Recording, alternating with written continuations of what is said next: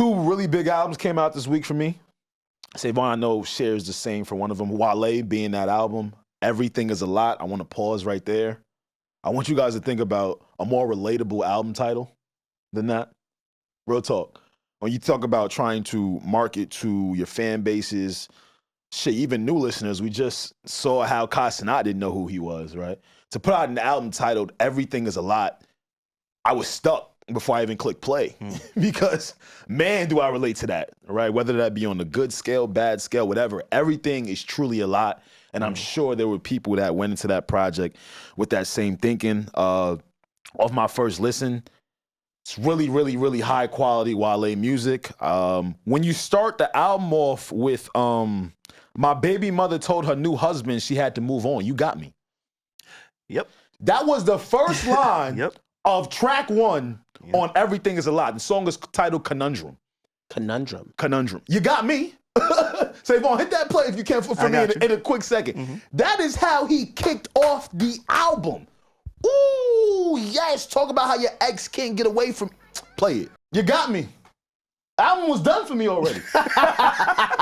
It's literally 30 seconds in. That was it. Okay. I said, classic. Classic. Got it. You got me.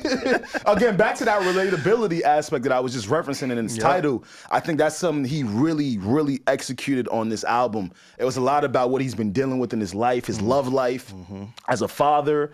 And he does it in very much a Wale way. There's even a trap sounding MMG record on there. And a lot of the times I see artists, they go, who are like the real lyricists? Oh, people don't want to hear that real shit. People don't want to hear that real shit. People do want to hear that real shit. It's just how you give it to them. How do you give them the real shit, right? It's a different era now. The kids are getting younger and younger, of course, right? And how they take music is changing. And I think he truly executed on this album from top to bottom. This is just my first listen. I literally haven't even given it a second listen, but on that first go round, it's amazing. Also, very, very quickly, I don't know how this album is going to perform, nor do I care. However, I do know that he's under Def Jam, and that scared me. That scared me because he's going through a bunch of record deals through the years. And Def Jam, they're not the Def Jam of yesteryear, right? But when I'm listening to the album, I'm like, damn, there's a lot of samples that had to get cleared on this album. So I hope that was like a code, like, hey, some money has been spent. Some money will continue to be spent to push out this project. I don't know that or not. I did like the singles that he put out. And lastly, I walked away from this album realizing that I am addicted and attached to music about pain. If I really have to look in the mirror, I'm like, why do I connect to stuff like this? If the music does not have pain in it, even if I'm not going through it, just take me through what you're going through. I want to step inside your shoes. He executed that on this project. It's amazing. Please, everybody go listen to Everything is a Lot. I have to listen to this motherfucking album. It's really, really good, man. He's talking about relationships, just everything us as normal people can relate to. His mental health. His mental the health. state of his career, friendships, lack thereof, the evolution of just being a person. It's funny you say all of that, Alex, because that was one of the notes that I had about the relatability and how vulnerable he is. We right here. And it's one of the reasons I think he's had such a glass ceiling in his eyes on his career. Now, for me, over the last 10, 15, however many years, Wale is not my top five, our top five. You know how we do. We are a Wale standcast on this podcast. Hello. Like, legit. Like, you can't say anything bad about him. Sure, he got some weird ways about it, but the music and the person and how he portrays himself and him just standing on who he is, like, I love everything about that. Yes. When it came to this album, though, I'm really big personally on all of the little things. So I love the fact that Alex focused on the title because, again, the title, you got me right there. Everything is a lot. You can apply it to any aspect of your life. Every aspect. You can say, album title of the year. Everything is a lot, right? And then even the artwork. I think the artwork depicts the mood and the tone of the album. It's not just, I'm Wale, let me take a picture and put it up and here you guys go. It's like, oh no, this is a painting? It's a little distorted. It's a little dark. It's one of those where it's like, okay, you got me. Yeah. again, back to you. I do not care how it performs, how it sells, because there has been such a void of emotion. There has been such a void of feelings in music, especially in rap. He's also rapping, right? His ass off. Which is a theme of this year. We got a lot of great rap this year.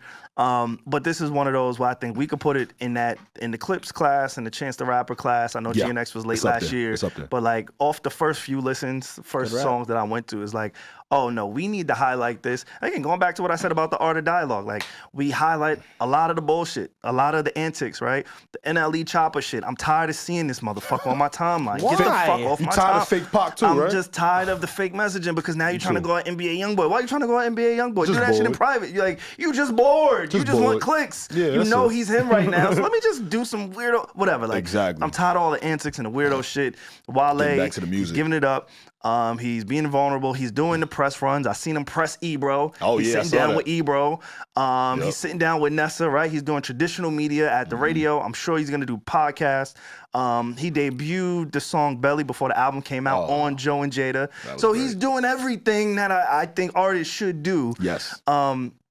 And you know, I just want to salute him for that in his body of work. I hope it ages well. I hope people take to it. And again, it just made me think because it's inevitable, right? These guys that mastered the blog era of rap, the Wale's, the Big Sean's, The extension of their the career Drake, now. the Meeks, all of these guys, right? In my eyes, at least, and I know a lot of us, they're always going to be attached in some capacity. Yeah. Right? They just are because they were that impactful. And I think it's an honor for all of them to collectively be in that space, right? You want to be held in a certain space. It's like the NBA top 75, right? I'm not mad that I'm in the top 70. I'm listed next to fucking Michael Jordan if I'm Damian Lillard, right? Like, there's an honor in that. So hopefully that's how they view it. But Wale, it's one of those that kind of separates him from the pack for me because he's staying true and authentic, and it doesn't feel like he's chasing anything. It's like, yo, this is where I'm at. This is what we need today in a world full of algorithms. I think this is like Twitter in 2011.